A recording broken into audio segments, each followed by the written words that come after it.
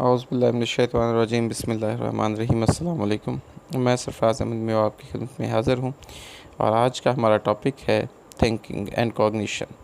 Thinking और cognition क्या है, इसके साथ कौन कौन से कॉन्सेप्ट रिलेटेड हैं, इसके बारे में तमाम तफसीलात हम इस लेक्चर में लेकर आपके लिए आए हैं। तो उम्मीद है कि आपको इस लेक्चर की मदद से थिंकिंग के हवाले से तमाम आपकी जो थ्योरीज़ हैं, तमाम आपकी जो कॉन्सेप्ट्स हैं, वो इंशाल्लाह क्लियर हो जाएंगे। तो आइए आज के लेक्चर का आगाज़ करते हैं। सबसे पहले हम थिंकिंग की बात करते हैं। थिंकिंग या कॉग्निशन जो है उसको डिफ़ाइन किया जाता है कि एक मेंटल एक्टिविटी है जो कि दिमाग में जाती है जब एक पर्सन जो है वो प्रोसेस कर रहा होता है इन्फॉर्मेशंस को, उनको ऑर्गेनाइज़ करता है, उनको अंडरस्टैंड करता है और फिर उनको कम्युनिकेट करता है दूसरों। तो उसे हम बेसिकली थिंकिंग कहते हैं, यानी किसी चीज़ के बारे में गौर व ख़ौस करना, सोच विचार करना। ठीक है, दिमाग के अंदर जो भी उस पर जो अमल हो रहा होता है उसे थिंकिंग या कॉग्निशन कहा जाता है। थिंकिंग इसमें मेमोरी इंक्लूड होती है, लेकिन ये इससे कहीं ज़्यादा होता है। जब इंसान सोचता है तो न सिर्फ़ वो उन इंफॉर्मेशन से, उन मालूमात से अवेयर होता है जो उसके दिमाग में होती है, और उसके साथ साथ वो डिसीजंस, उसके बारे में फ़ैसला साजी कर रहा होता है, यानी उसके बारे में डिसीजंस बना रहा होता है, उसको कंपेयर कर रहा होता है दूसरी इंफॉर्मेशंस के साथ, और उसको सॉल्व करने के जो है वो उस प्रॉब्लम के सॉल्यूशंस भी इस्तेमाल कर रहा होता है।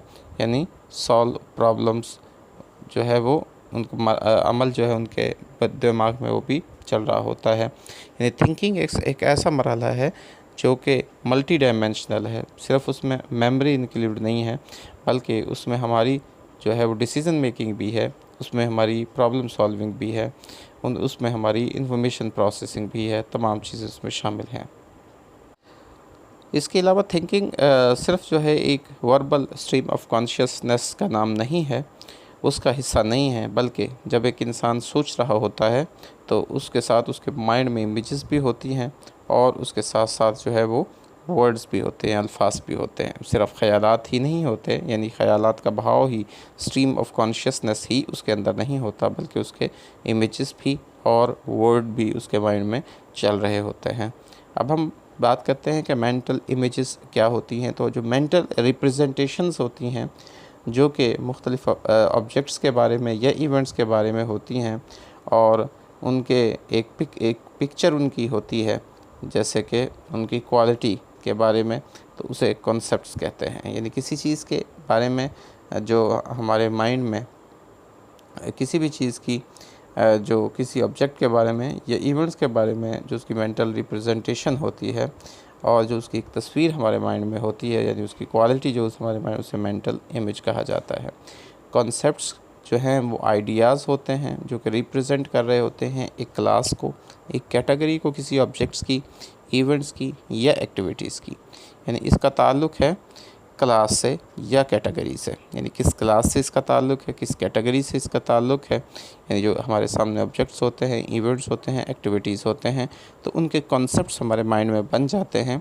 तो अफराद जो होते हैं, इंडिविजुअल्स, पीपल जो हैं, वो उन कॉन्सेप्ट्स को यूज़ करते हैं चीज़ों को सोचने के लिए, इवेंट्स को सोचने के लिए, और वो फिर ईज़िली उन चीज़ों को जो है वो समझ जाते हैं, सीख जाते हैं, अगर उनके कॉन्सेप्ट्स उनके माइंड में बने होते हैं। तो कॉन्सेप्ट्स अगर बने होते हैं तो एक क्यू जो है वो भी इंसान को फ़ौरी तौर पर उसकी मुकम्मल डिटेल फराहम कर देता है, और उसके लिए फिर हमें कोई स्पेसिफ़िक एग्जांपल्स उस कैटेगरी की उनके बारे में सोचना नहीं पड़ता है। तो इसलिए कॉन्सेप्चुअल एजुकेशन की बात की जाती है।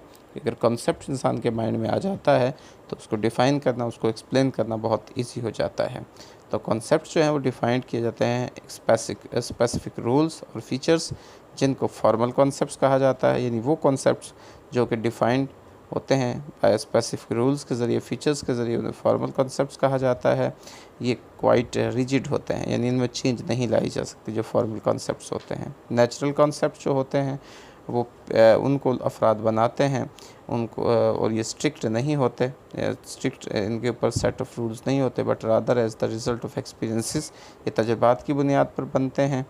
इन कॉन्सेप्ट्स के साथ ये जो हैं और इनका ताल्लुक़ हकीकी दुनिया के साथ होता है, जो रियल वर्ल्ड है उनसे ये कॉन्सेप्ट जो है लिए जाते हैं और बनाए जाते हैं, तो उनको हम जो है वो नेचुरल कॉन्सेप्ट्स कहते हैं। तो these are the two types. एक हमारे पास फॉर्मल कॉन्सेप्ट्स हैं, एक हमारे पास नेचुरल कॉन्सेप्ट्स हैं। तो नेचुरल कॉन्सेप्ट्स जो हैं वो इम्पोर्टेंट हैं in being people understand their surrounding in less structured manner than school taught formal concepts. तो इनको इजीली हमारे लिए समझना आसान है कि हमारे इर्द गिर्द माहौल के अंदर, हमारी सराउंडिंग्स के अंदर जो है वो क्या चीज़ें मौजूद हैं, और उनको उसके लिए हमें लेस स्ट्रक्चर्ड मैनर, जैसे कि हमें स्कूल में पढ़ाया जाता है फॉर्मल कॉन्सेप्ट्स को, उस तरह का ये नहीं होता। और ये बेसिकली हमारी जो इंटरप्रिटेशन होती है अपने इर्द गिर्द की माहौल की और इवेंट्स की, और जो रोज़मर्रा ज़िंदगी में हमारे सामने होती है, उनकी बेसिस पर ये कॉन्सेप्ट जो है वो बनते हैं।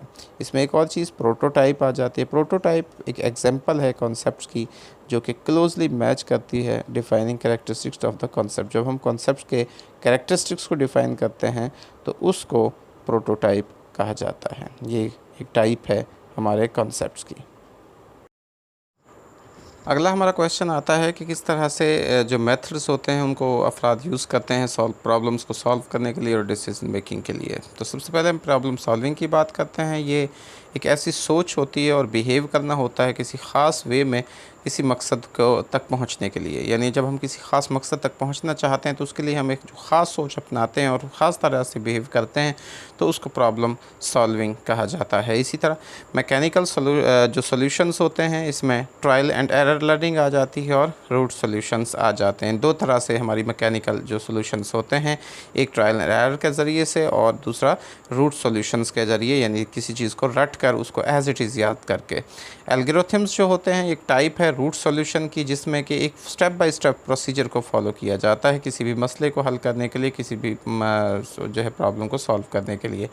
इसके बाद एक रूल ऑफ थंब मेथड आता है जिसमें कि एक स्ट्रेटजी है जो कि नैरोज डाउन करता है पॉसिबल सॉल्यूशंस को, यानी उनके करीब करीब हम हो जाते हैं। और किसी भी, और यह बेसिकली एक सर्टन एक चीज़ होती है जो फौरी अवेलेबिलिटी होती है किसी भी चीज़ की, किसी मसले को हल करने के लिए, उसको हम रूल ऑफ थंब कहा जाता है, उसको यूज़ किया जाता है।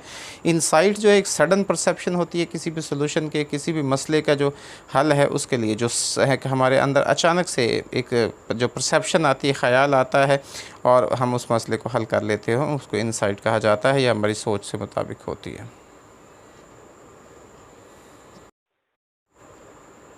इसका ताल्लुक़ हमारी सोच से होता है, थिंकिंग होता है, हमारी जो है वो इंटेलिजेंस से होता है, जो इनसाइट का ताल्लुक़ है। अगला हमारा जो चीज़ है कि हम किस तरह जो प्रॉब्लम सॉल्विंग्स हैं बाज़ दफ़ा फ़ेल हो जाती हैं, और क्रिएटिव थिंकिंग का क्या मतलब होता है। तो प्रॉब्लम हमारी जो सॉल्विंग मेथड है वो किस तरह से, उसमें एक तो फंक्शनल फिक्सडनेस आ जाती है। तो हम चीज़ों को जो फंक्शनल चीज़ें उनको फ़िक्स कर देते हैं, उनकी टेंडेंसी है बेसिकली तो ये जो कि परसीव करती है कि एक जो ऑब्जेक्ट्स होते हैं उनका ओनली द यूज़ जो है for which they were originally intend, यानी हम ये सोचते हैं कि कुछ जो चीज़ें बनाई गई हैं वो ओरिजिनल सिर्फ उन्हीं चीज़ों के लिए हैं जिन पे हम उसको इस्तेमाल कर रहे हैं, दूसरों पे हम इस्तेमाल नहीं कर सकते। इसलिए हम फ़ेल हो जाते हैं उनको, उनके पॉसिबल टूल्स को जो है वो देखने में, सॉल्विंग अदर प्रॉब्लम्स का, हम दूसरे जो प्रॉब्लम्स होती हैं उस तरह से कि ये भी उनके लिए सॉल्व हो सकती हैं या उनके लिए उस मसले को हल कर सकती हैं। दूसरे लफ्ज़ों में हम ये भी कह सकते हैं कि ये कॉग्निटिव बाइस है, ठीक है, कि कोई चीज़ें बाज़ दफ़ा जो हमें, यदि वो बाइसनेस जो हमें रोकती है, बाज़ दफ़ा रोक देती है हमें एक क्रिएटिव सोचने से या किसी भी मसले के हल को जो है वो सोचने से, तो इसको इस तरह भी हम डिफ़ाइन कर सकते हैं। ये जो फंक्शनल फिक्सडनेस का जो कॉन्सेप्ट है गेस्टाल्ट साइकोलॉजी से आया है, और गेस्टाल्ट साइकोलॉजी जो कि जिसका एम्फोसिस था हॉलिस्टिक्स प्रोसेसिंग के ऊपर, तो उससे आया। ये भी आपके लिए एक इम्पोर्टेंट पॉइंट है, इसको याद रखिएगा। उसके बाद मेंटल सेट की हम बात करते हैं। तो साइकोलॉजी के अंदर सेट जो होता है एक ग्रुप होता है एक्सपेक्टेशंस का, जो कि शेप होता है हमारे एक्सपीरियंसेस से, ठीक है, जो हमारी सेंसेस के ज़रिए से हम एक्सपीरियंसेस कर रहे होते हैं उसकी वजह से एक सेट बन जाता है हमारे माइंड के अंदर। और ये सेट जो होता है ये sensitive specific kind of informations के लिए होता है। तो एक जो हमारा परसेप्चुअल सेट होता है, इसको हम परसेप्चुअल एक्सपेक्टेंसी कहते हैं, ये एक बेसिकली एक प्री डिस्पोजिशन होती है चीज़ों को परसीव करने की ख़ास किस्म ख़ास वे में।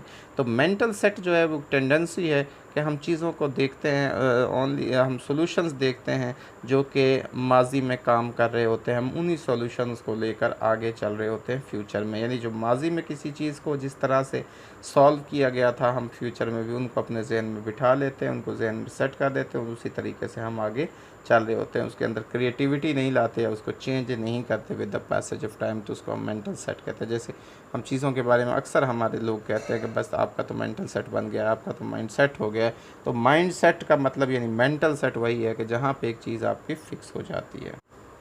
कन्फर्मेशन बाइस जो होती है एक टेंडेंसी है एविडेंस को सर्च करने की, और वो किस एविडेंस को जो कन्फर्म्स करता है हमारे बिलीव्स को, ठीक है जी। और अगर हम इग्नोर करते हैं किसी भी एविडेंस को इस हवाले से, तो वो हमारी एक कन्फर्मेशन बाइस हो जाती है। यानी इसमें यही है कि हमारे अंदर कन्फर्मेशन, हम उन्हीं चीज़ों को तलाश कर रहे होते हैं, उन्हीं चीज़ों को सर्च कर रहे होते हैं, जो चीज़ें हमारे अपने जो बिलीव्स हमारे बने हुए हैं ना, उनको जो कंफर्म कर रही होती हैं, जो हमारे अपने बिलीव्स हैं, जो हम अपने कॉग्निटिव बाइसेस हैं, ठीक है, और जो हमारे प्रॉपर फंक्शनिंग पे जो हमारी उनके ऊपर बिलीव करती हैं, उनके ऊपर बेस करती हैं, तो ये सारी उसको कंफर्मेशन बाइस कहा जाता है।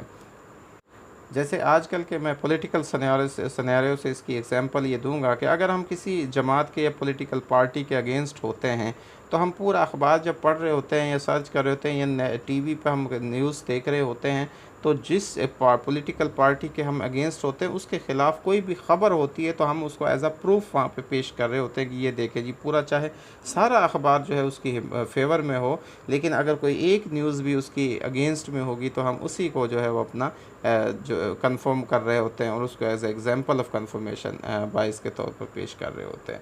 तो ये कंफर्मेशन बाइस है, और ये अकर होती है जब एक पर्सन जो है वो इंटरप्रेट करता है एक सिचुएशन को अपनी पहले से प्री एग्जिस्टेंस बिलीफ्स के अकॉर्डिंग जो है, तो उसे कंफर्मेशन बाइस कहा जाता है। डाइवर्जेंट थिंकिंग इसके अंदर जो है वो इन्वॉल्व होती है जी, जो हमारे मैनी डिफरेंट आंसर्स हमारे किसी भी प्रॉब्लम को सॉल्व करने के लिए किसी भी हवाले से जो हमारे पास मैनी डिफरेंट आंसर्स होते हैं एज पॉसिबल एज, यानी एक चीज़ के लिए एक मसले के हमारे पास कई तरह से आंसर्स होते हैं, कई तरह से उनको डिफाइन करना जो जानता है, ये एक काइंड है बेसिकली क्रिएटिविटी की जो डाइवर्जेंट थिंकिंग है, जिसमें कि हमारे पास बहुत सारे जावियों से बहुत सारे एंगल से उसको एक चीज़ के सॉल्यूशन को सोचा जाता है, सोचने की सलाहियत है, डाइवर्जेंट सोच होती है। इसमें आइडियाज़ को कंबाइन किया जाता है और बिहेव किया जाता है एक नए वे में, ठीक है जी, अपने आप को उसके मुताबिक। ये माइंड सेट नहीं होता है इसमें, ठीक है, ये फिक्सडनेस नहीं होती है, डाइवर्जेंट थिंकिंग होती है, वसी होती है, खुली होती है। तो क्रिएटिव पीपल जो है वो जिनकी मेंटल इमेजरी होती है, नॉलेज होता है उनको वाइड रेंज ऑफ टॉपिक्स के हवाले से, और वो डिफरेंट होने से अनअफेयर्ड होते हैं, उन्हें कोई फ़र्क नहीं पड़ता कि वो दूसरों से डिफरेंट है, अपनी इंडिपेंडेंस को वैल्यू देते हैं और अनकन्वेंशनल होते हैं अपने काम में, ठीक है। तो ये उसे तो अब क्रिएटिविटी बहुत इम्पोर्टेंट चीज़ है जी। क्रिएटिव लोग जो होते हैं, नई चीज़ें तख्लीक करते हैं, उनको क्रिएटिव पीपल कहते हैं। नई चीज़ उन्होंने तख्लीक करनी, नई चीज़ बनानी, तो कुछ कैरेक्टरिस्टिक्स हैं क्रिएटिव पीपल के, मैं आपके साथ मौके की मुनासबत से शेयर करता जाऊं। आप अपने अंदर भी देखिएगा कि आप में से क्रिएटिविटी किसके अंदर है। सबसे पहली चीज़ जो क्रिएटिव जो पीपल्स होते हैं उनकी जो हैबिट्स होती हैं, उनमें सबसे पहली जो हैबिट होती है क्रिएटिव पर्सन की कि वो इमेजिनेटिव होते हैं, इमेजिनेशंस बनाते हैं, तख़य्युलात की दुनिया में तख़य्युलात तरतीब देते हैं, ठीक है। एक उनके अंदर पैशन होता है, ठीक है, पैशन जज्बा होता है कोई भी काम करने का, जज्बे के तहत वो काम करते हैं, मजबूरी के तहत नहीं करते, जज्बे के तहत करते हैं। सबसे बड़ी डे ड्रीमिंग करते हैं क्रिएटिव पीपल, जो जानते हैं, ठीक है जी, कि किस तरह से किसी भी चीज़ के हल के लिए, किसी भी चीज़ों में जो है कि कैसे उसको सॉल्व करना है। उसके अलावा उनके एक्सपीरियंसेस के लिए उनके अंदर ओपननेस होती है, वो तजर्बात करते हैं, एक्सपीरियंस करते हैं चीज़ को।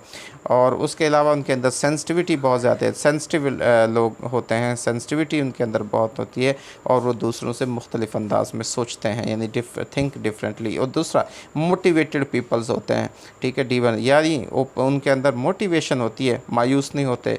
और उसके अलावा वो जो है परेशान नहीं होते छोटी मोटी चीज़ों के ऊपर। तो ये एक जो क्रिएटिव पीपल्स होते हैं वो फौरी उसके कोई ना कोई हल चीज़ों का सोचते हैं और अपने आप को आगे ले बढ़ते हैं, नॉलेज हासिल करते हैं और उनको इस्तेमाल में लाते हैं। तो ये खूबियाँ होती हैं क्रिएटिव पीपल्स की, जो मैंने आपके साथ शेयर की ताकि आपके काम आ सकें और आप अपने इर्द गिर्द मौजूद क्रिएटिव लोगों को देख सकें। तो क्रिएटिविटी जो होती है वो solving problems by combining ideas और बिहेवियर इन न्यू वे।